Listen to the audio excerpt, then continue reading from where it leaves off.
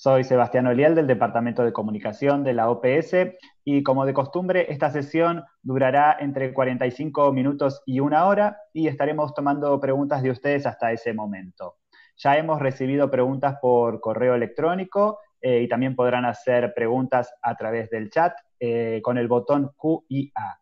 También estaremos tomando sus preguntas en vivo y para eso les pedimos que antes nos escriban por el Q y A para poder coordinar.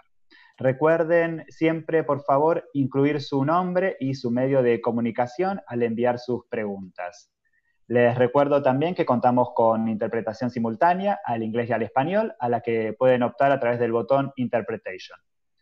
Hoy, la directora de la OPS, la doctora Carissa Etienne, les informará sobre la situación epidemiológica actual de la COVID-19 en la región y las últimas tendencias, y compartirá también ejemplos de países de la región que han dado una respuesta efectiva a la pandemia. Acompañan a la doctora Etienne el doctor Jarbas Barbosa, subdirector de la OPS, el doctor Ciro Ugarte, director del Departamento de Emergencias en Salud de la OPS, el doctor Marcos Espinal, director del Departamento de Enfermedades Transmisibles de la OPS, y el doctor Silvana Aldillieri, director adjunto del Departamento de Emergencias de la OPS y gerente de incidente para COVID-19. Ahora sí, entonces quisiera invitar a la doctora Etienne a dar sus palabras de apertura. Doctora Etienne. Thank you, Sebastian. Gracias, Sebastián. Bienvenidos una vez más y muchas gracias por estar hoy aquí en esta sesión informativa sobre la COVID-19. Al 24 de agosto hubo más de 12 millones y medio de casos y prácticamente 450.000 muertes debido a la COVID-19 en las Américas. Los Estados Unidos de América, Brasil, Colombia, Perú, Argentina y México siguen siendo entre los 10 países más afectados a nivel mundial. Ya nos hemos acostumbrado al impacto de esta pandemia y las cifras notificadas semana tras semana pueden, de hecho, insensibilizarnos, pero no podemos permanecer en situación pasiva ante una pérdida de vidas humanas tan devastadora. Debemos seguir las cifras y utilizarlas para guiar nuestra respuesta. La región de las Américas tiene uno de los sistemas de vigilancia más robustos del mundo. El resultado de nuestra larga trayectoria de combate de las enfermedades infecciosas y la colaboración profunda entre los países que esto exige. Desde el comienzo de la pandemia, la OPS ha estado trabajando con las autoridades sanitarias a todo nivel para realizar el seguimiento de los datos sobre la COVID-19 para así formar un panorama más claro de todas las fortalezas y las deficiencias en esta lucha contra la pandemia. La OPS utiliza estos datos para ayudar a los Estados miembros a adaptar y a poner a punto sus respuestas de salud pública para contrarrestar el virus. Con el curso del tiempo analizamos los datos a fin de entender mejor cómo se propaga el virus, por qué afecta a algunos y no a otros, y qué es lo que funciona mejor para interrumpir su propagación. Hoy me gustaría compartir algunas observaciones sobre la base de los últimos datos que tenemos disponible, dado que nos da una idea de dónde estamos y hacia dónde vamos en las Américas. Comenzaré con algunos conceptos que nos preocupan a todos, para que ustedes tengan algo para reflexionar. En las últimas 6 meses se duplicaron las muertes en la región y la cantidad de infecciones por la COVID-19 nuevas han superado más de 2 veces la cifra y crecieron de 5,3 millones el 1 de julio a prácticamente 12 millones de casos en la actualidad. La tendencia de los datos en esa dirección, por lo general, indica una necesidad urgente de implantar medidas de salud pública para desacelerar la propagación de la COVID-19, como el distanciamiento social, el confinamiento y los límites a las reuniones sociales. Pero durante este mismo periodo ocurrió exactamente lo opuesto. Los países gradualmente han relajado las restricciones, han reanudado el comercio y algunos incluso se están preparando para volver a las escuelas. En demasiados lugares, esto pareciera ser esto una desconexión real entre las normas que se están poniendo en práctica y lo que nos dice la curva epidemiológica. No es una buena indicación. Desear que desaparezca el virus no es suficiente, solamente llevará a un mayor número de casos, como lo hemos visto en las últimas 6 semanas. De hecho, las autoridades sanitarias locales tienen una función central por desempeñar para generar y analizar los datos a fin de ajustar las medidas de salud pública a su realidad y la realidad en cada zona. También me preocupa la incidencia desproporcionada de la COVID-19 en los jóvenes. Nuestros datos muestran un patrón similar en todas las Américas. La gran mayoría de casos notificados son entre personas de 20 a 59 años de edad. Aún así, prácticamente el 70% de las muertes son muertes de individuos mayores de 60 años. Esto indica que las personas más jóvenes están determinando principalmente la propagación de la enfermedad en nuestra región. Muchos jóvenes que adquieren el virus tal vez no se enfermen ni necesiten de una cama en una UCI, pero lo pueden propagar a otros que sí lo necesitarán. Entonces, este es un recordatorio absoluto que para derrotar la COVID-19 debemos compartir responsabilidad, no solo entre los países y las regiones, sino también entre los pueblos, los vecinos y las comunidades. Si no tomamos los pasos correctos para mantener nuestra seguridad, ustedes mismos están poniendo a otros en peligro. Finalmente, deseo compartir con ustedes una preocupación sobre las infecciones nuevas en el Caribe. Durante los primeros meses de la pandemia, prácticamente todos los países insulares del Caribe y los territorios del Caribe evitaron brotes importantes gracias a una determinación política fuerte y una combinación inteligente de medidas de salud pública. Pero ahora que los viajes aéreos no esenciales se están reanudando en la región, varios países están notificando alzas en estos casos. Hace 2 semanas, las Bahamas observó un aumento del 60% en comparación con la semana anterior, mientras que Saint Martin, Trinidad y Tobago y las Islas Vírgenes estadounidenses notificaron un avance del 25%. Esto no está determinado solo por el turismo, sino también por ciudadanos que están regresando a sus hogares después del confinamiento. Nosotros sabemos que los países que dependen del turismo no pueden permanecer cerrados de manera indefinida, pero a medida que reabren las fronteras deben utilizar todos los recursos a su disposición para reducir el riesgo de su población. Sin embargo, también hay indicios alentadores en estos datos, prueba de que los países cuentan con las herramientas para reducir la propagación de la COVID-19 y salvar vidas. Una de las estrategias más eficaces que tenemos es el rastreo de los contactos. Las Bahamas, por ejemplo, a pesar de tener más casos ahora, están trabajando para interrumpir la cadena de contagio con el rastreo de los contactos a fin de seguir todos los casos nuevos y limitar la propagación del virus. Argentina, Guatemala y Suriname también lograron mantener baja la tasa de transmisión desde un comienzo. Esto les dio el tiempo para preparar el sistema para este momento y también fortalecer la capacidad necesaria para identificar casos y rastrear a las personas que podrían haber estado expuestas. Dominica utilizó su enfoque de atención de salud primaria de larga data y también su primer nivel de atención bien establecido para promover y respaldar medidas de salud pública, garantizar el rastreo de contactos realmente enérgico, cuarentena, identificación de casos y aislamiento.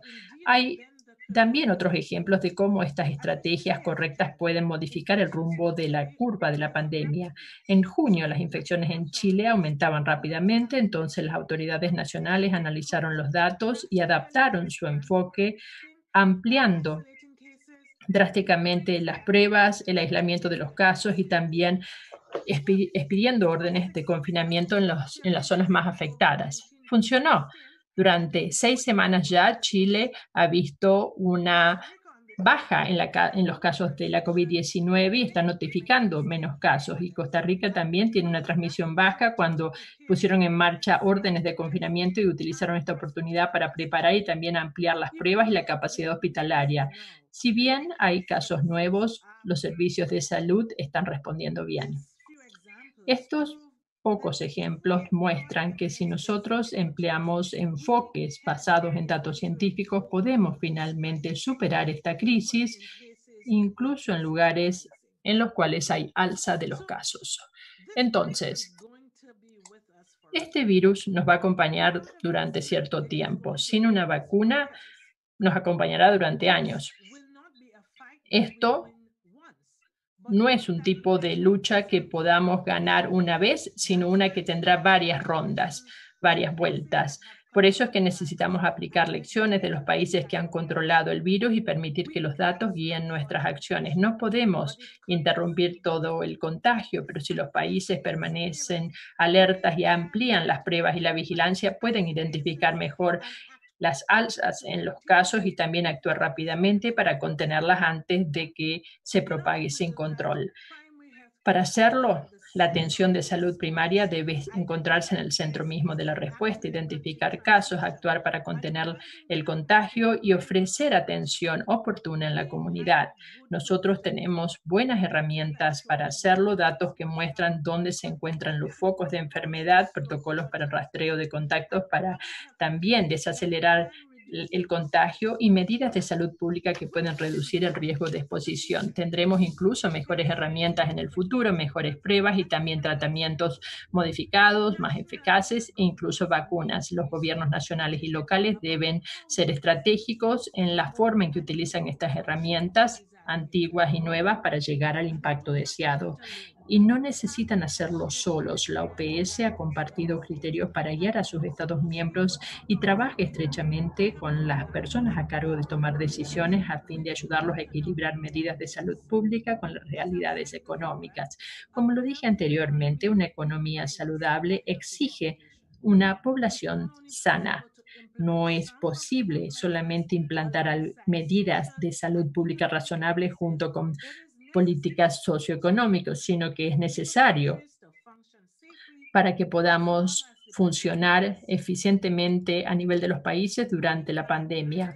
Estamos aquí ya preparados para permanecer durante mucho tiempo y debemos hacerlo protegiendo la vida y también manteniendo la fortaleza de nuestras sociedades. Muchas gracias. Vamos a comenzar ahora con las preguntas que recibimos por correo electrónico y luego pasaremos a preguntas del chat. Recuerden que pueden enviarlas por el Questions and Answers, por el QIA, así que no duden en escribirlas en español o en inglés, que las iremos tomando.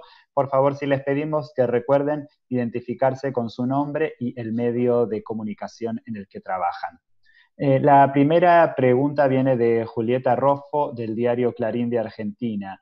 Dice que quiere saber cómo recomiendan salir de una cuarentena larga como la de Argentina sin que se disparen los contagios. Dice que la cuarentena lleva 160 días en la zona metropolitana. Doctora Etienne. So, thank you for this question. Muchas gracias por esta pregunta. Como lo dije en este momento, estamos aquí para permanecer durante tiempo y debemos hacer lo mejor posible para proteger y mantener la fortaleza de la sociedad. Esta pandemia nos ha obligado a abordar 3 emergencias al mismo tiempo: salud, aspectos sociales y emergencias económicas. Y para tener éxito necesitamos un enfoque conjunto que nos permite mantener el equilibrio y salvar vidas. Los gobiernos nacionales y locales deben permitir que la dinámica establezca la cronología. La meta es aplanar la curva y luego llevarla hacia abajo antes de relajar las restricciones. El contagio en esas zonas deben debe estar a la baja durante varias semanas, bajar la ocupación de las camas hospitalarias y bajar el número de muertes antes de tomar medidas. Hay que pensar a nivel local y nacional y basar las decisiones en los últimos datos. La reapertura no es solamente suspender las restricciones de viaje y las restricciones de confinamiento, también exige la implantación de otras medidas de salud pública para realizar el rastreo de los casos y también fortalecer la capacidad para detectar y tratar casos nuevos. Estos pasos incluyen el rastreo de contactos y toda vez que sea posible debe estar acompañada también por un sistema de salud primaria fuerte que reduzca el contagio en las comunidades locales. Debemos asegurarnos de que el número de camas para cuidados intensivos en los hospitales sean suficientes para atender los casos graves y también garantizar el acceso a las pruebas para los casos sospechosos y los contactos, el aislamiento de los casos, el acceso a información y también EPP para el personal sanitario son esenciales. Considerar, por ejemplo, la implantación de medidas relacionadas con los viajes que deban adaptarse según los países. También debemos abordar de manera proactiva las desigualdades en nuestra región que limitan el acceso a los servicios de salud para tantas personas. Los más vulnerables necesitarán apoyo socioeconómico para permitirles protegerse y también, de manera importante, comenzar también a detener el contagio en nuestras comunidades. Y luego, esto es lo que nosotros debemos hacer como individuos con la reapertura. Debemos seguir con las medidas de prevención, el uso de tapabocas, el mantenimiento de las medidas de distanciamiento social y el lavado de las manos, entre otras medidas. La reapertura no quiere decir que llegamos al fin de esta lucha. Las comunidades deben permanecer abiertas y solo podrán hacerlo si cada uno de nosotros hace lo que tiene que hacer. Muchas gracias. La siguiente pregunta llegó de Francisco Morere, de Cover News en Argentina también. Dice, ¿piensan que la baja en la edad de los contagios que están detectando en una segunda ola en Europa puede ser lo próximo que pase en América? ¿Y se puede decir que en la región seguimos en una primera ola o hay una diferenciación por países? Doctor Espinal. Muchas gracias, Francisco, por esa importante pregunta. En análisis realizados por la OMS, en más de 6 millones de casos reportados, ya se ha observado que en el mundo la pandemia está afectando más a grupos jóvenes. No solamente en Europa, la directora acaba de mencionar también en nuestra región. Ahora bien, yo creo que la región tiene una oportunidad de aprender las lecciones que pasan en otras regiones, porque no debemos olvidar que esto empezó por Asia y luego siguió con Europa para luego venir a la región de las Américas. Entonces, es importante que no descartemos la posibilidad de una segunda ola. Está en el tapete y no debemos descartarlo. Puede suceder. Ahora bien, con relación a la segunda pregunta de si seguimos en una primera ola, en una segunda, tenemos diferencias de países. Observamos países que están teniendo una todavía alta incidencia de casos nuevos como Argentina. Hemos visto que Costa Rica también ha hecho picos. Entonces, pero hay países como Chile, Uruguay, que han aplanado la curva y hoy tienen mucho menos reportes de casos. Incluso el mismo Brasil muestra una tendencia hacia la baja. Ahora, lo importante es no pensar que porque vamos bajando la curva o aplanando, esto va a pasar. No tenemos un año calendario con este virus, hay muchas preguntas que no tenemos la respuesta y nunca podremos descartar una segunda ola. Felicitar a los países que lo están haciendo bien, pero continuar con esas medidas. No, cuando se decide reabrir o se decide relajar las medidas, hay que tener mucho cuidado. Y ya la directora mencionó las medidas que deben ser implementadas para evitar esos picos y poder detectar una segunda ola a tiempo para evitar una incidencia igual que la primera ola. Muchas gracias. Gracias, doctor. La siguiente pregunta es de Melina Ochoa, reportera de UNO TV en la Ciudad de México. Pregunta, ¿qué opina la OPS sobre el descubrimiento de un grupo de investigadores de Hong Kong del primer caso de reinfección de SARS-CoV-2 en un hombre de 33 años y la necesidad de que la futura vacuna contra el coronavirus sea también para personas que ya tuvieron la infección. Doctor Aldiguieri. Sí, muchas gracias por esa pregunta, muy importante. Por principio tenemos que tener mucha cautela en el tamizaje y en la interpretación de las informaciones emergentes. Pero en este caso, los investigadores en Hong Kong ya publicaron un artículo con mucha información. Tenemos que hacer la diferencia entre realmente dos situaciones bien diferentes. Una recaída de la infección en el mismo paciente, como una reactivación del virus, pero es el mismo virus, genéticamente es el mismo virus. Y una segunda situación que es una reinfección con un virus genéticamente diferente. El artículo de Hong Kong está muy claro, los investigadores hicieron la secuenciación del genoma de dos virus diferentes, o estamos en una reinfección. Ahora bien, ¿qué impacto este hallazgo podría tener en los planes de introducción de vacunas? Primero, eso destaca la importancia de tener una vigilancia genómica del virus. Se vuelve aún más importante. Segundo, los virus tienden a cambiar en el tiempo. Y una vacuna puede perfectamente dar inmunidad para una parte del virus que no cambia. Entonces, vuelvo a mi mismo punto. La vigilancia genómica de los virus circulantes es un punto clave para informar y acompañar la introducción de la vacuna y de las vacunas en este momento.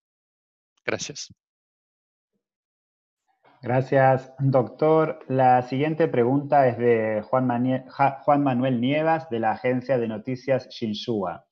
Dice, Argentina producirá para América Latina, junto con México, la vacuna contra la COVID-19 de Oxford y AstraZeneca. ¿Qué valoración hacen de esta actividad conjunta? Y también dice, del mismo modo, Argentina autorizó ensayos clínicos de la vacuna china en la que trabaja Sinopharm. ¿Qué opinan de esta cooperación entre ambos países? Doctor Barbosa. Gracias por la pregunta. Mira, primero sobre los ensayos clínicos, es muy importante que los países de América Latina, del Caribe, de toda la región, que tienen condiciones, que tienen todas las regulaciones importantes para ensayos clínicos, que tienen ya experiencia en centros académicos, puedan participar de los ensayos clínicos. Eso va a ser un aliado importante para tener os ensaios clínicos de fase 3 já concluídos em um par de meses e ter todas as respostas. A OPS está brindando cooperação técnica a los países que necessitem de como fazer a avaliação de los protocolos para garantizar todos os aspectos éticos e técnicos de um ensaio clínico. Então, isso é muito importante, essa participação. Sobre a produção que foi anunciada entre México e Argentina de la vacuna de AstraZeneca, lo vemos como muito importante. La vacuna de AstraZeneca é uma de las vacunas que hace parte de la canasta de vacunas que está trabalhando en el mecanismo COVAX, que já tem 9 vacunas que já estão em acordo com o mecanismo e há mais 4 vacunas, 4 produtores que estão participando. Então, todas as possibilidades de ampliar o acesso são importantes porque, em caso de uma vacuna não ser a melhor vacuna, ter todas as outras opções vai ser muito provechosa para a região. Muchas gracias. Muchas gracias, doctor Barbosa. Vamos a pasar a la siguiente pregunta, que es de Jacqueline Charles del Miami Herald. Dice, Haiti has not seen an Haití no ha visto una explosión de casos como lo anticipaban otros, incluso sin la falta de pruebas. No hemos visto pruebas como en las calles de Ecuador. Los hospitales en Haití siguen vacíos. ¿Tienen ustedes una explicación sobre lo que está ocurriendo? ¿Hay alguna diferencia en lo que hace a la potencia del virus o podría ser esto también resultado de algunos de los remedios locales que están consumiendo las personas cuando se enferman? Doctor Ugarte, ¿puede responder? Es verdad. El número de casos notificados en Haití en los últimos 6 meses es inferior al número previsto, de acuerdo con los modelos y la información que tenemos. Por supuesto, la epidemia no ha concluido. Todavía hay una gran proporción de la población que puede verse infectada y estamos tratando de identificar los motivos por los cuales estas cifras no son altas. Hay muchas cosas que desconocemos y estamos buscando activamente la información que nos pueda llevar a aclarar esta situación. Sí, hay algunos factores, por ejemplo, la edad de la población en Haití, pero también el estigma y la discriminación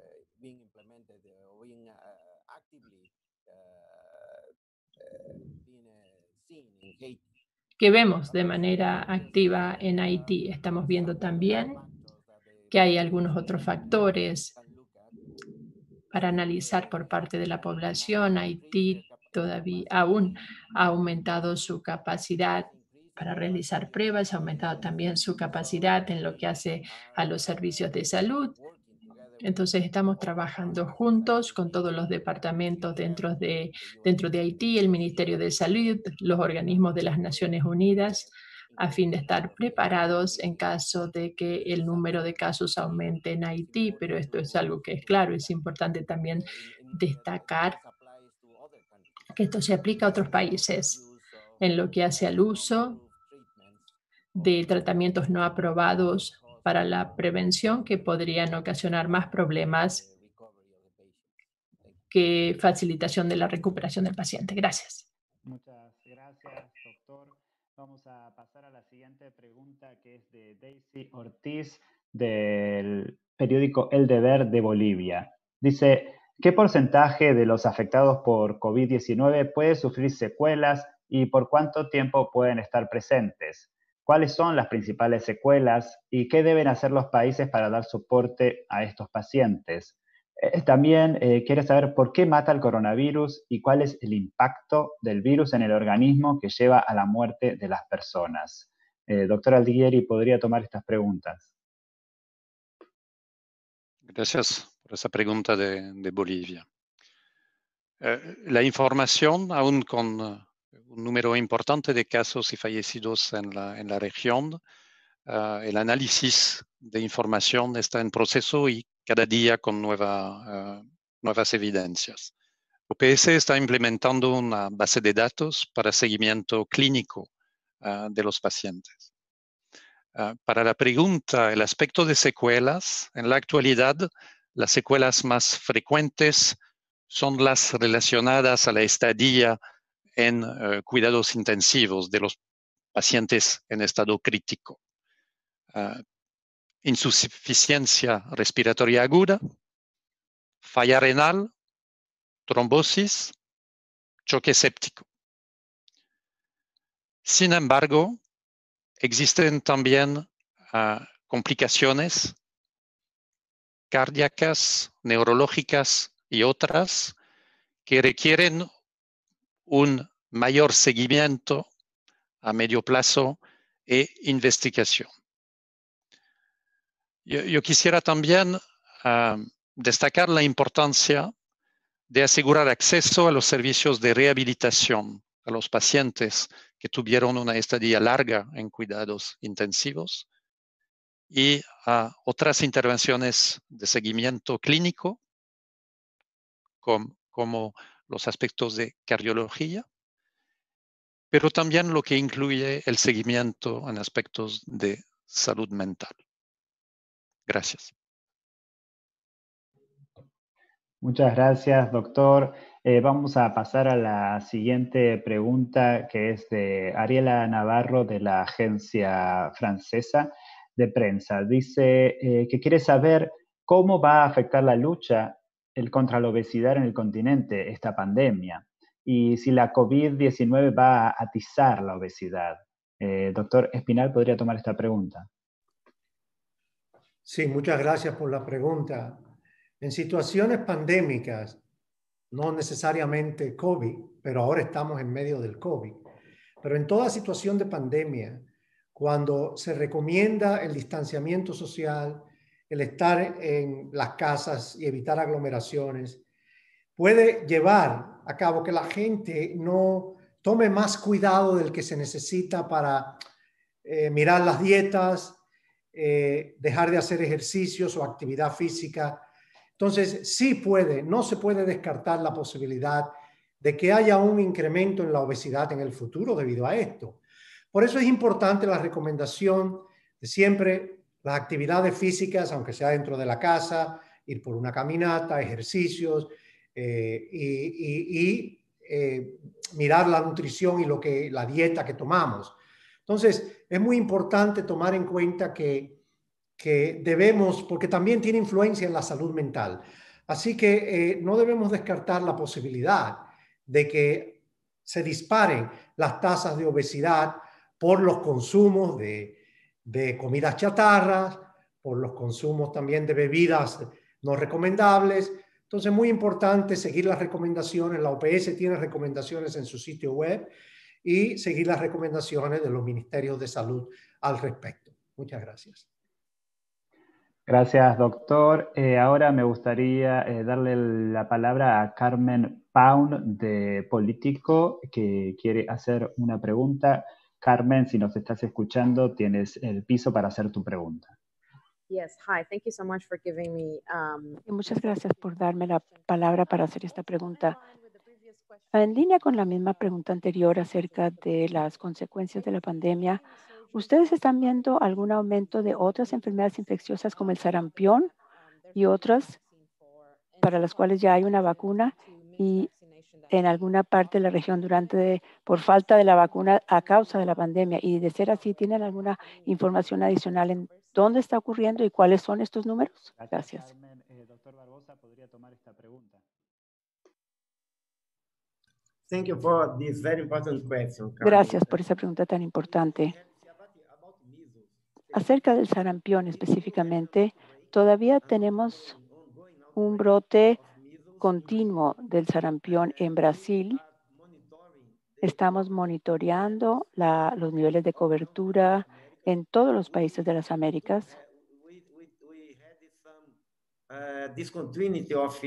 Hubo cierta descontinuación de los servicios de inmunización, principalmente durante los meses de marzo y abril y mayo. Ahora los servicios están reanudándose y estamos ofreciendo orientaciones técnicas a los países. Es un riesgo serio porque vemos millones de niños en las Américas que no están recibiendo sus vacunas regulares y estamos acumulando a los susceptibles que en cuestión de meses o días o años inclusive podrían ser los responsables de nuevos brotes de sarampión y otras enfermedades inmunoprevenibles. Así que es importante que las autoridades de salud apliquen todos los protocolos para proteger a los profesionales de salud e informar a la población, así como mantener los servicios de inmunización como una prioridad de salud pública y que se mantengan con todas las vacunas que se tienen ya en los protocolos. Gracias. La siguiente pregunta es de Daniel Colín, de TN23 en Guatemala. Dice, en medio de la reactivación económica, Guatemala registra un descenso en el número de casos de COVID-19. ¿Es normal o no se puede dejar de lado que exista un subregistro? ¿Qué recomiendan a las autoridades de salud? Doctor Ugarte. Gracias, Daniel. La apertura económica tendrá un impacto en el incremento de casos dependiendo del grado de disciplina en las medidas de reducción de la transmisión del COVID-19 por parte de la población y de los servicios de salud y en general de todas las actividades económicas. En Guatemala la apertura económica empezó hace unas 2 semanas, de tal manera que podremos ver un impacto, si es que lo hay, en el incremento de casos y otros signos, quizá a inicios de septiembre o mediados de septiembre. En este caso será proporcional al grado de uso de la mascarilla, el distanciamiento social y la desinfección de las manos. Y por supuesto también a la cantidad de pacientes que puedan reportar que están enfermos y iniciar el aislamiento, autoaislamiento, la cuarentena, etc. Entonces, en ese sentido, el problema para el sector salud es que podría aparecer un incremento simultáneo de casos que sobrecarguen los servicios de salud. Y eso puede conducir a mayor mortalidad de las personas por COVID. Entonces, en este momento es imprescindible intensificar las recomendaciones a la población para tomar las precauciones durante este proceso de apertura económica, continuar con la vigilancia y detección de los casos sospechosos y la búsqueda de contactos, asegurar también que los servicios de salud estén listos para esa posible para ese posible incremento de demanda, de servicios de urgencia, de cuidados intensivos, etcétera. Y por otro lado, asegurar el acceso a información, a orientaciones, a pruebas, a todas las personas que presenten síntomas. Si es que las personas presentan síntomas y no acuden o no tienen acceso a orientación específica o pruebas, por supuesto, en un momento de apertura económica y de movimiento más activo de la población, el virus encuentra una muy buena oportunidad para diseminarse.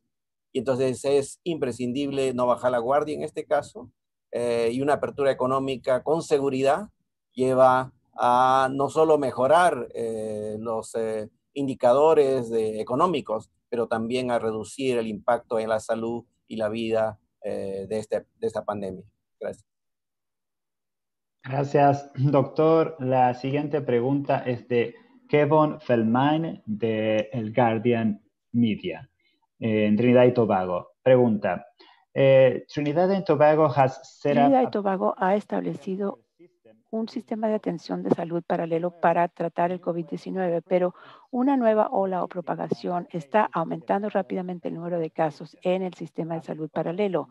Al 24 de agosto hubo 919 personas en el sistema de salud paralelo que tiene aproximadamente 1,000 camas. Dadas las reuniones masivas después de la elección general del 10 de agosto, los funcionarios de salud pública esperan un aumento continuo durante la próxima semana o 2. El personal médico también se ha quejado de fatiga, dice.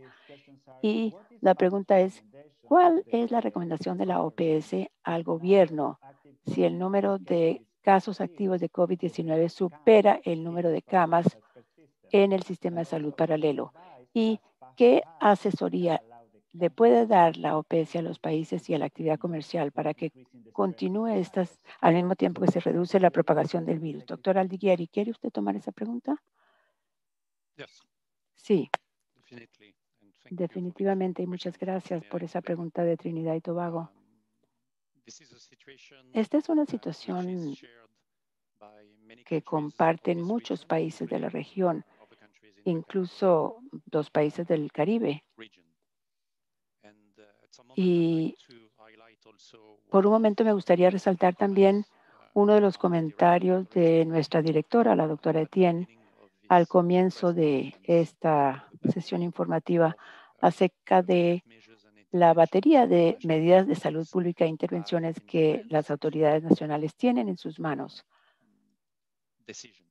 para tomar decisiones y para implementar las intervenciones.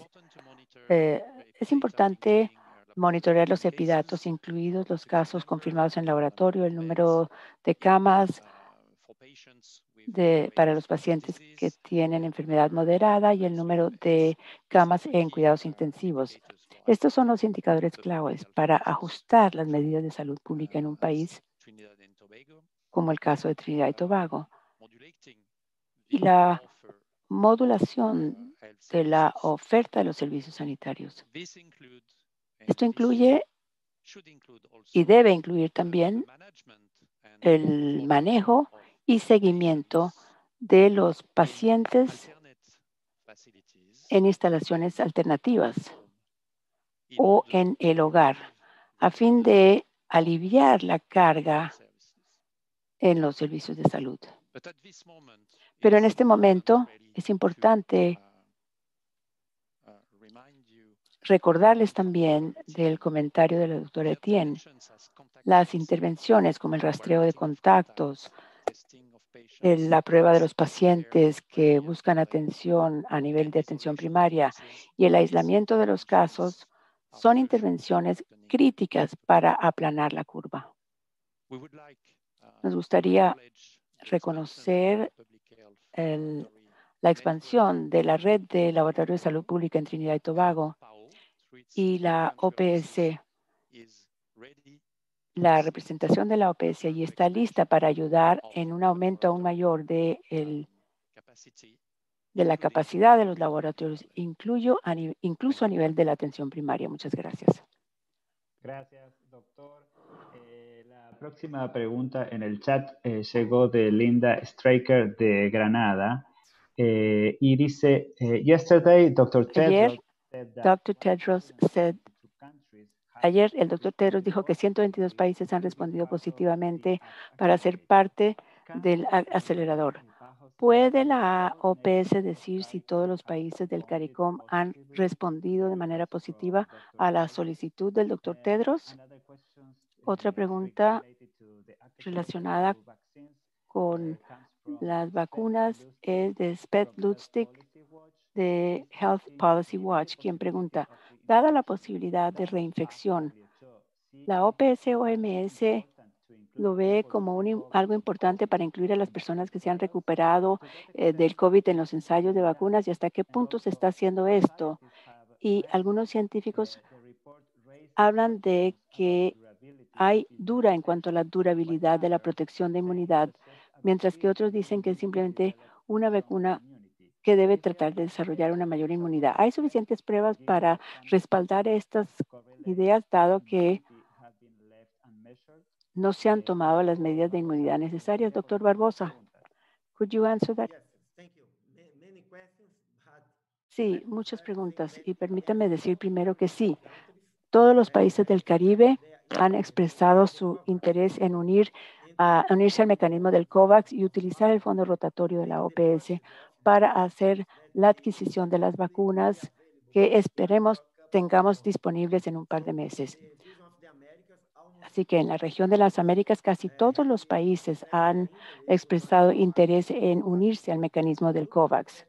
Y creemos que esta es la mejor oportunidad para tener acceso equitativo a las vacunas, porque como ya mencioné anteriormente, el mecanismo del COVAX está compartiendo el riesgo entre más de 130 países para que no se estén tomando acuerdos bilaterales con un solo productor específico y sin saber que este sea la mejor vacuna. El mecanismo del COVAX tiene una canasta de vacunas, por lo que será mucho más fácil encontrar la vacuna o las 2 o 3 vacunas más adecuadas después de los ensayos clínicos. En cuanto a la reinfección, simplemente quiero recordar lo que dijo mi colega, el doctor Silvana Aldigueri. Tenemos que entender mejor la información. Tenemos más de 23 millones de casos de COVID-19 y hasta ahora solamente tenemos 2 o 3 casos que se han reportado como reinfección. Debemos entender mejor exactamente qué sucedió. ¿Será relacionado a alguna modificación del virus? ¿Se trata acaso de alguna situación específica del sistema inmune de estas personas? O sea que es importante que tengamos una mejor comprensión de estos casos, como el caso de Hong Kong, que se reportó con detalles muy completos. Ahora lo importante es que tenemos más de 80 vacunas que están en fase 3. hay que concluir esta fase 3 mientras que entendemos mejor qué es lo que está sucediendo. Pero una vez más, veamos las cifras. Tenemos más de 23 millones de casos.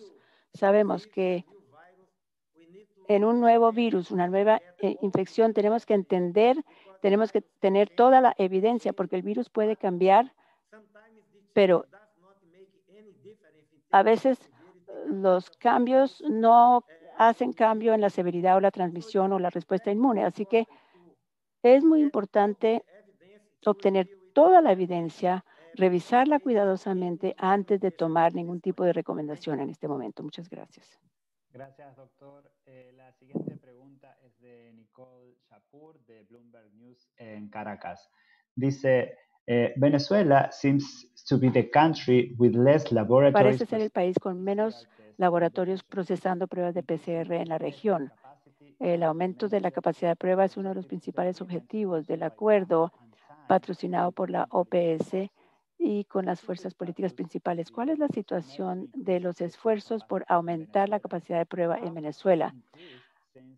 ¿Cómo ha aumentado desde que se firmó el acuerdo en cuanto al número de pruebas procesadas al día?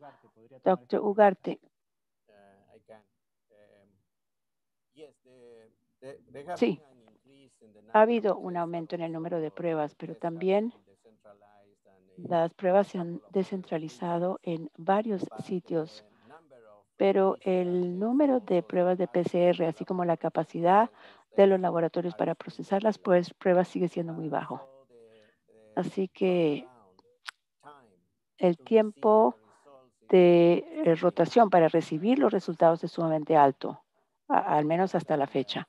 Por ello, y después del acuerdo, se tomó la decisión de comprar otro tipo de pruebas y ya estamos en proceso de adquirir esas pruebas. Estamos comprando aproximadamente 370,000 pruebas de antígeno. Es una prueba más barata que la del PCR y es más fácil de procesar y más rápido. Tenemos la esperanza de que con esta decisión aumente el número de pruebas en Venezuela y tengamos un mejor análisis de la situación. Sin embargo, en ausencia de las pruebas, es muy importante considerar que las precauciones que deben tomar la población en todo momento es la mejor forma de proceder por ahora. Claro que es muy difícil implementar el aislamiento o la cuarentena, etcétera, sobre todo para las poblaciones que no reciben la protección social o la asistencia. Así que por esto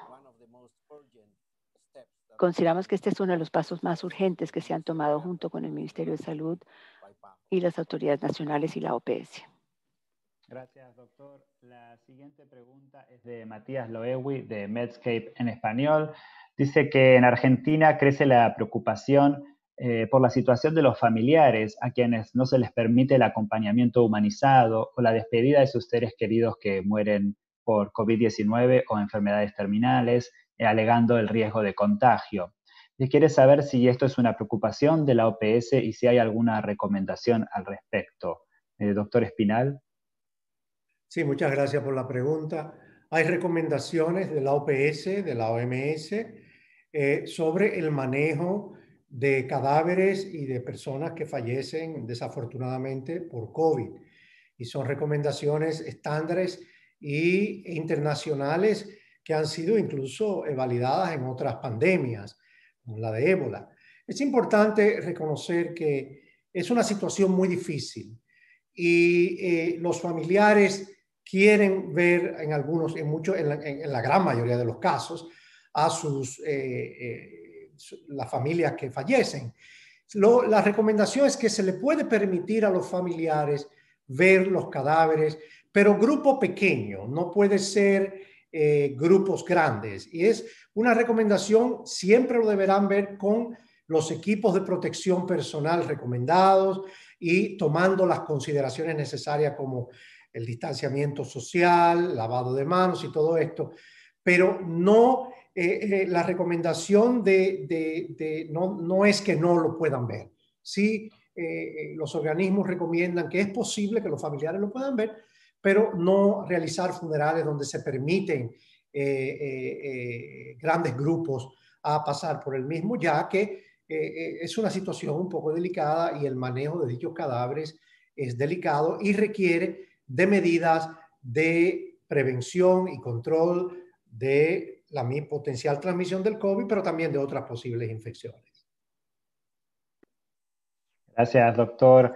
La siguiente pregunta viene de Lidia López, del diario La Prensa de Nicaragua. Son varias. Dice, la OPS ha sido uno de los actores que ha donado insumos médicos a Nicaragua. ¿Tiene conocimiento cómo está equipado el sistema de salud pública? Si cuenta con el equipo de protección personal y si están preparados para un repunte de casos de COVID. También dice que el gobierno anunció el programa Mi Hospital, Mi Comunidad, que llevaría brigadas del Ministerio de Salud a hacer ferias en las comunidades en momentos que se espera un repunte. ¿Es acertada esta acción? ¿Qué observación puede hacer la OPS? Y también dice que ante el relajamiento de medidas por parte de la ciudadanía, ¿qué recomienda la OPS a las personas? Doctor Ugarte. Sí, cuando inició la etapa de preparación en la región para la venida o los primeros casos de COVID-19, la OPS brindó asistencia técnica y misiones para evaluar la capacidad de los servicios de salud, mejorar su preparación y la respuesta, pero también en acciones de vigilancia epidemiológica, de organización de los servicios de salud, etcétera. Por supuesto, fortalecimiento del laboratorio, entrenamiento, asignación de pruebas y todo eso. Y se han hecho donaciones de equipo de protección personal, tanto por parte de la OPS como de otras agencias de Naciones Unidas. Y en general esos equipos han sido distribuidos a los servicios de salud. En este momento no hay una información detallada de cuál es la disponibilidad y es por eso que continuamos con los esfuerzos de movilizar más equipo de protección personal porque por supuesto tenemos que proteger a nuestra primera línea de respuesta al COVID. También la OPS, respecto al programa Mi Hospital, Mi Comunidad, la OPS ha recomendado a todos los países que se reactiven los servicios esenciales de salud, porque no es solo COVID, son muchísimas otras causas y servicios de salud que se deben proveer durante la pandemia, incluyendo actividades de visitas y actividades extramurales. En todos los casos, el personal de salud y los beneficiarios tienen que estar protegidos. Y en todo caso, hay que evitar las aglomeraciones y en ese sentido es muy importante tomar las recomendaciones que no solo se dan en el caso de Nicaragua, se dan en todos los países. Cuando hay aglomeración de personas, es necesario tomar medidas adicionales de protección a las personas. Y respecto a la tercera pregunta de relajamiento de las medidas, etcétera, ya creo que se ha contestado ampliamente durante esta conferencia, pero es importante que las personas que tengan sintomatología o que sean casos sospechosos o que sean casos confirmados respecto a la presencia del virus, entren en aislamiento inmediato, aislamiento estricto y los contactos en cuarentena. Y por supuesto, iniciar el tratamiento lo más antes posible, sobre todo a las personas que tienen condiciones de salud que podría llevarlos a condiciones graves. Entonces se ha puesto a disposición de los países más pruebas de laboratorio. Nicaragua es uno de los países que ha recibido más pruebas de laboratorio adicionales y continuamos con ese proceso mientras obtenemos la información precisa que algunas otras fuentes muestran que los casos y los números y las cifras son distintas y hay algunos detalles adicionales que es necesario tomar en cuenta para que la población tome sus precauciones adecuadamente. Gracias. Gracias, doctor. Ya estamos llegando al final de este media briefing. Tenemos algunas últimas preguntas. Natalia Vitela, del periódico Reforma de México, dice que las autoridades sanitarias del país aseguran que en México la epidemia va en descenso. quiere saber cuál es la evaluación de la OPS al respecto y que el país inició la reapertura, qué opina la OPS, si ha sido demasiado pronto y cuáles son los riesgos. Doctor Barbosa, ¿podría tomar esta pregunta? Gracias por la pregunta. Mira, como nuestra directora ha subrayado al principio, en la región tenemos un mosaico de situaciones, incluso al interior de los países. Países grandes como México, como Estados Unidos, como Brasil y otros, hay ese movimiento, hay provincias o estados donde ya está una situación de más control de la transmisión y en otras provincias o estados todavía siguen con la transmisión. Por eso es muy importante que las autoridades nacionales puedan monitorear bien lo que está pasando. La OPS está brindando la cooperación técnica, está apoyando las autoridades para hacer esa análisis de manera a adoptar las medidas que sean apropiadas para la situación. O sea, donde todavía hay un crecimiento de los casos, hay que tomar todas las medidas para no solamente aplanar la curva, pero para controlar la transmisión. México ha adotado um sistema de semáforo que evalua a transmissão em cada um dos estados e quando se evalua nas últimas 2 semanas, há estados onde há uma tendência de redução, há outros onde todavia sigue em crescimento. É importante em México e em todos os países da região ampliar o acesso às pruebas. As pruebas fazem parte de um paquete amplo de la resposta. Pero tener la capacidad de testar a todas las personas con síntomas es importante para recomendar aislamiento de esa persona, cuarentena de los contactos y seguir. Así como todas las otras medidas de protección profesionales de salud, las medidas de distanciamiento social, o sea, es un paquete importante. La directora también ha subrayado que el tema de la abertura de la economía solo se deve adotar em cidades, províncias, estados, onde se tenha controlado a transmissão. Aí sim, é a situação de ter a segurança de que a abertura não vai favorecer o incremento da transmissão. Então, há que fazer essa análise com dados locais, dados confiáveis, dados de sistema de vigilância epidemiológica que tem México e os outros países da região um sistema de vigilância epidemiológica muito consistente, muito forte, que já atua há muitos anos na região. Então, esse é o monitoreio que se deve fazer para ter a segurança de solo empezar com a reabertura, onde efetivamente se tenha o controle da transmissão. Gracias. Muchas gracias, doctor.